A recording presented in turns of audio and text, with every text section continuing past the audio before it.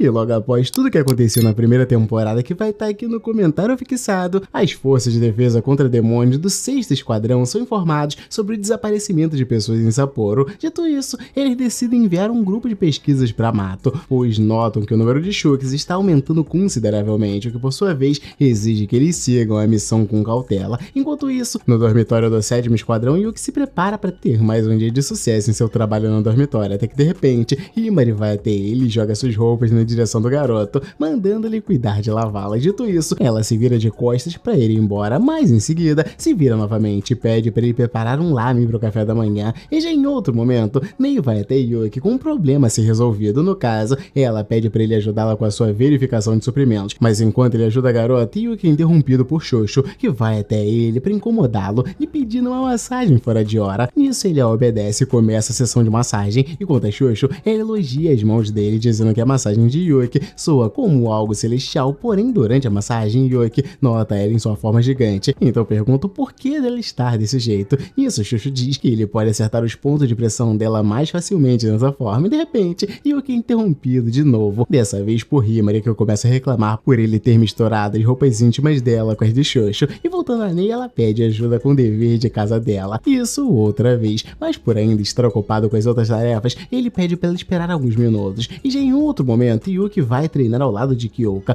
mas antes que pudesse iniciar o treino, ele recebe um alerta de emergência e descobre que há 8 civis presos no mato, mas apenas 2 deles ainda não foram localizados. Nisso, Nei coloca sua habilidade em prática para entender melhor o que está acontecendo ao seu redor. Feito isso, ela descobre que é um covil de Shuki pela vizinhança, e já ao seguirem adiante no mato, eles localizam as 2 pessoas desaparecidas. Nisso, Himari passa de carro ao lado delas para poder resgatá-las, e quanto a Shoshu, ela fica para trás medindo força com o Shuki, até que de repente Azuma, Tenka e Sahara também entram no combate. Nisso, um Shuki gigantesco aparece no local, então Yuki decide tomar a frente a partir dali, pois caso ele queira salvar a irmã dele, Yuki precisa provar ser capaz de fazer isso. Eu ver esse semblante de determinação no olhar do garoto, Kyoko motiva ainda mais, dizendo que quer ver os frutos de todo o treinamento que ele fez até agora, mas já nos primeiros segundos de combate, Yuki é esmagado pelo Shuki, nem tanto consegue se safar com muita facilidade. Nisso, Kyoka nota que tá na hora de esmagar o inimigo, então parte o Shuki ao meio, e após toda essa confusão em outro momento, Ryoka informa Yuki que os civis já foram mandados de volta pro mundo real, sem nenhum ferimento. Eu vi isso e Yuki fica feliz com a notícia, e quanto a Ryoka, ela recompensa Yuki pelo seu trabalho no mato, mas se questiona do porquê ele sempre pede recompensas tão obscenas. Nisso, Yuki informa sobre o mal-entendido e deixa claro que não está querendo fazer aquelas coisas por livre vontade, mas ao ouvir isso, Ryoka diz que na época em que ela escravizava Shooks, eles ficavam satisfeitos apenas com um pedaço de carne, mas diferente deles, Yuki quer sempre esse tipo de recompensa, algo que deixa Ryoka levemente irritada, mas ao mesmo tempo, ela nota que também saiu ganhando com o relacionamento deles, afinal, quanto mais forte Yuki fica, maior se torna o arsenal tático deles, e além disso, Ryoka acredita que tendo Yuki ao seu lado, ela poderá até mesmo assumir a posição de comandante supremo, e caso ela consiga assumir esse posto, Ryoka poderá até mesmo reestruturar a força de defesa demoníaca, podendo chegar a expor os segredos de Onmyo Boreal. E ao ver que ela seria capaz de fazer tudo isso, Yuki nota que eles poderiam até mesmo salvar a irmã dele, caso Ryoka conseguisse subir ao cargo de comandante supremo, mas além disso, ela diz que poderia encontrar uma maneira de fazer com que os humanos que se tornaram Shuki voltassem ao normal. E ao ver que eles têm tanta desvantagem, Yuki diz que fará tudo o que tiver ao seu alcance para que o Ryoka consiga chegar no cargo de comandante supremo, para que assim eles possam salvar a irmã dele e para que ele consiga deixar Ryoka satisfeita. Enquanto isso, Tenka conversa com a Oba sobre Yuki e diz que ele aparenta ser um excelente zelador, como todas falam, e quanto às proezas de combate dele, Tenka nota que Yuki as aprimorou desde a última vez que eles se viram, e quanto aos irmãos de Aoba, eles agradecem Tenka por ter trazido mais comida para eles, afinal, ela sempre está ajudando a todos daquela região. E ao ouvir isso, Aoba também agradece Tenka pela sua ajuda e diz que ela deve realmente passar muito sufoco para poder ajudá-los, já que faz parte da força de defesa demoníaca. E quanto a Tenka, ela deixa claro que Aoba e seus irmãos não precisam agradecê-la e nem nada do tipo, mas ainda assim Aoba segue agradecendo, e ao ver que já tá quase na hora da sua reunião, Tenka decide se apressar, mas antes dela partir, Aoba pergunta mais sobre essa tal reunião. Nisso, Tenka explica que já terá uma reunião com os outros comandantes para descobrir sobre os deuses, e ouvir falar dos deuses, Aoba se lembra justamente da pior parte dos deuses, de quando eles sequestraram Naon e Koko, e voltando a Tenka, ela comenta sobre a convocação que Yuki recebeu do comandante supremo. Nisso, Yuki, já no dormitório do 10º Esquadrão, pergunta para Ryoka o porquê do comandante supremo está tão interessado em falar com ele, porém Hyoka diz que também não está sabendo de nada a esse respeito, mas ainda que ela não saiba de nada, Hyoka sugere que Yuki não mantenha contato visual com a comandante supremo Yamashiro. E ouvir isso, Yuki fica sem entender porquê e pergunta se isso tem relação com alguma habilidade dela. Nisso, Hyoka diz que não, mas deixa claro que as coisas ficarão complicadas caso Yamashiro goste de Yuki. E de repente, Mira, comandante do segundo esquadrão, aparece no local e então parabeniza Hyoka por ter vingado a cidade natal dela, mas ao mesmo tempo diz ser muito mais forte do que ela. Sendo assim, Mira afirma que será a próxima comandante suprema dali. Porém, Hyoka bate de frente com essa informação, dizendo que quem será comandante supremo será ela. Enquanto isso, Yuki fica de longe apenas observando a energia intimidadora que as duas transmitem, até que de repente Mira vira o seu olhar para Yuki e diz que os dias dele estão contados, mas logo após dizer algo intimidador pro garoto, Mira se preocupa ao ver os cadastros deles amarrados. Então ela amarra o cadastro pro garoto e nisso Yuki começa a conferir o seu uniforme de ponta a ponta, com medo de que algo esteja fora do lugar. E seguindo adiante, Yuki encontra Sino no caminho, então pergunta se ela estaria indo para a sala de conferências. Nisso, Sino não consegue respondê-la, pois ainda está chorando por conta do terceiro esquadrão ter sido despedaçado pelo inimigo. Dito isso, Sino informa estar com dor de barriga, portanto, não poderá seguir para a reunião. E já assim que chega na sala, onde se encontram os outros comandantes, Yuki fica em choque ao ver tantas pessoas importantes reunidas no mesmo lugar, até que de repente a própria Yamashiro vai até o local flutuando. E assim que a vê, Yuki se lembra do conselho de Hyoka sobre não olhar diretamente para ela, mas ao mesmo tempo ele decide quebrar essa regra, pois acredita que dar uma espiada não irá matá-lo e nem nada do tipo. Mas assim que a vê, Yuki acaba tomando um susto com o olhar amedrontador da comandante, e quanto a Yamashiro, ela decide dar início à reunião. E nisso Ryo, a comandante do primeiro esquadrão, informa a todos que está deixando seu cargo. E ouvir isso, Mira aconselha a senhora a continuar no cargo dela, porém Ryo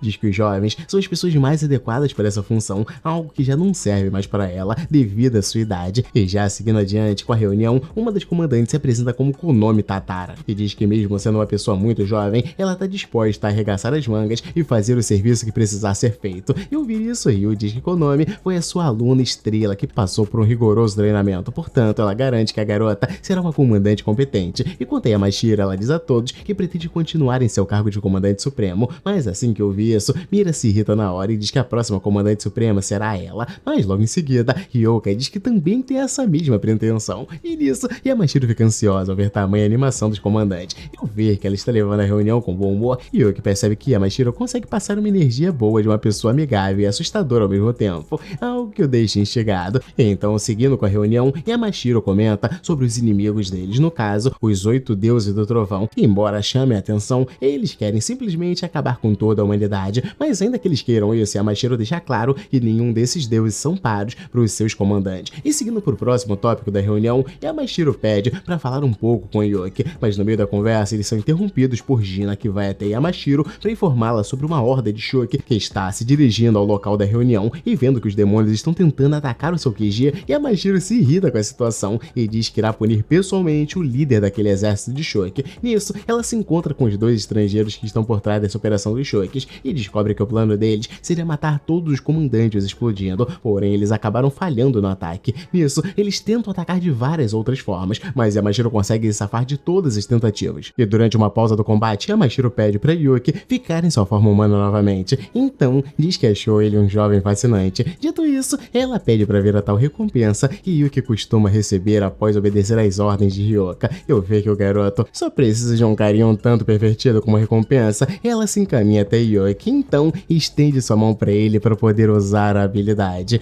Olha que tu vai se ferrar muito, é melhor tu parar com isso. Mas quem sou eu para avisar? Eu quero ver o circo pegar fogo. Então deixa o like, se inscreve caso queira a parte 2, que eu com certeza trago para vocês. E vejo vocês no próximo vídeo. Fui!